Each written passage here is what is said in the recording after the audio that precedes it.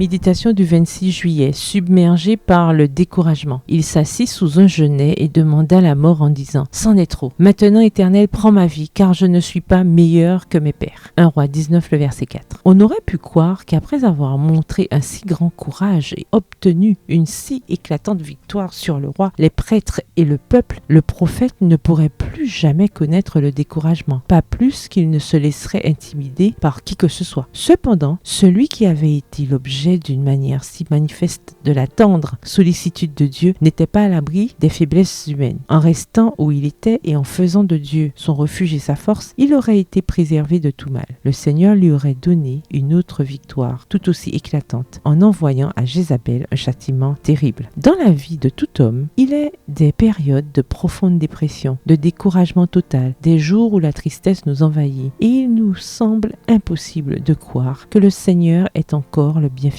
de ses enfants, des jours où les tourments nous accablent, si bien que la mort nous semble préférable à la vie. C'est alors que beaucoup perdent leur confiance en Dieu. Si à de tels moments, nous pouvions discerner la signification des voies de la providence, nous verrions alors des anges s'efforcer de nous délivrer de nous-mêmes et essayer d'affermir nos pieds sur un fondement inébranlable, plus solide que les collines éternelles. Une foi et une ardeur nouvelles animeraient alors tout notre être. Il existe un remède infaillible pour ceux qui ont le cœur abattu. La foi, la prière, le travail. La foi et l'activité donnent une assurance et une satisfaction sans cesse accrue aux jours les plus ténébreux, alors que les apparences semblent être contre vous. Ne craignez rien. Ayez foi en Dieu. Il connaît vos besoins. Il est tout-puissant. Son amour et sa compassion infinie ne se lassent jamais. Il accordera à ses fidèles serviteurs ce dont ils ont besoin. Le Seigneur avait-il abandonné Élie au moment de l'épreuve? Certes, non. Il aimait tout autant son serviteur lorsque celui-ci se crut délaissé de Dieu et des hommes qu'au moment où il répondit à sa prière en lui envoyant le feu du ciel qui embrasa le sommet du Carmel. Texte tiré du livre Prophètes et Rois au chapitre 12, aux pages 110 à 113. Bonne soirée, que l'Éternel vous bénisse.